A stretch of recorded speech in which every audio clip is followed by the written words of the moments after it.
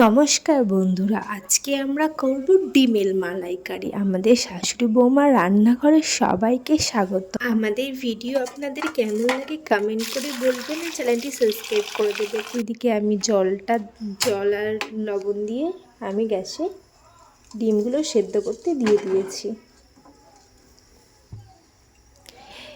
এদিকে আমাদের ডিম সেদ্ধ করা হয়ে গেছে, আমি ডিমগুলো ছাড়িয়ে নিলাম। 4টি ডিম আমরা লবণ দিয়ে সেদ্ধ করে নিয়েছি, নিয়ে ঠান্ডা জলে ভিজিয়ে ছাড়িয়ে নিলাম। সবাই তো চিংড়ি মাছের মালাইকারি খায়, আজকে আমরা করব ডিমের মালাইকারি। ডিমের মালাইকারি করার জন্য প্রথমে কড়াইটা আমরা গ্যাসের উপর বসালাম। কড়া গরম হলে দিলাম তেল,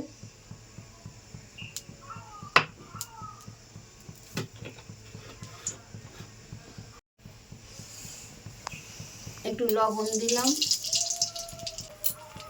সামান্য হলুদ গুঁড়ো,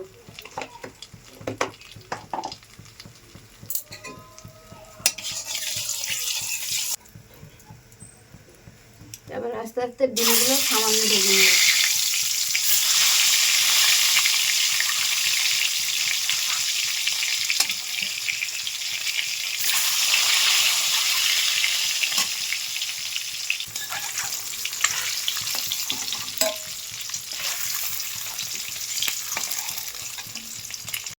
এখন বলবো কড়াইতে প্রথমে তেল দিলাম,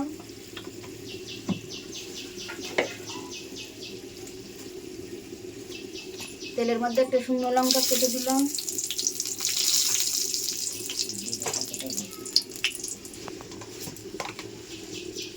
একটু জিরে, সামান্য জিরে দিলাম,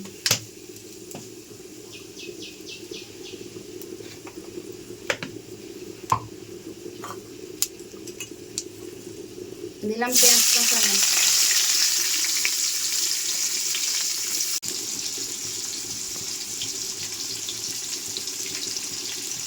লবণ,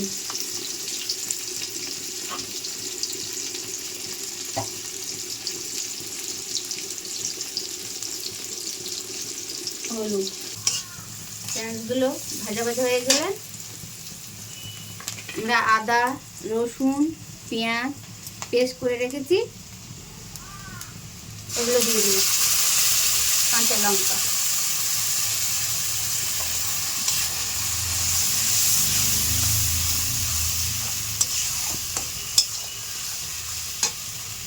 দিকে আমরা উষ্ণ গরম জল করে দুধ গুলে নিলাম। আপনারা গরুর দুধ দিতে পারেন, আমরা প্যাকেটের দুধ ছিল আমাদের কাছে, তো আমরা প্যাকেটের দুধই দিয়েছি। আপনারা গরুর দুধও দিতে পারেন।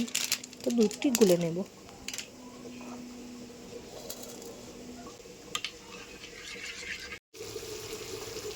একটু জিরের গুঁড়ো,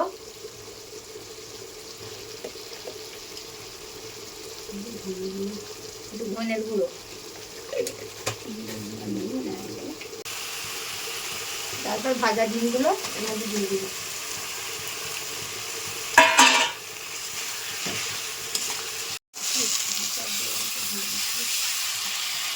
এবার আমরা দিলাম এই গোলা দুধগুলো এর মধ্যে দিয়ে দিই। যেহেতু মালাইকারি দুধ তো অবশ্যই প্রয়োজন, ডিমের মালাইকারি।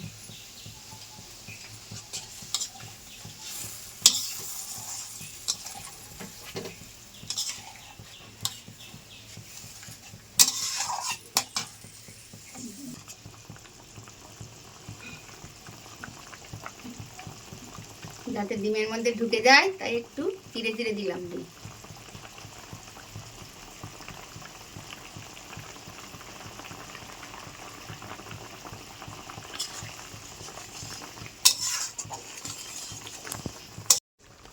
দিলাম একটু গরম মশলা, নামানোর আগে একটু গরম মশলা ছড়িয়ে দিলাম।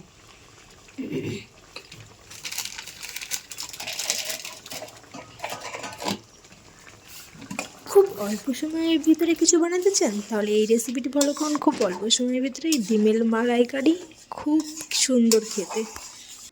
এই ডিমের মালাইকারি করা যায়, খেতেও খুব সুস্বাদু।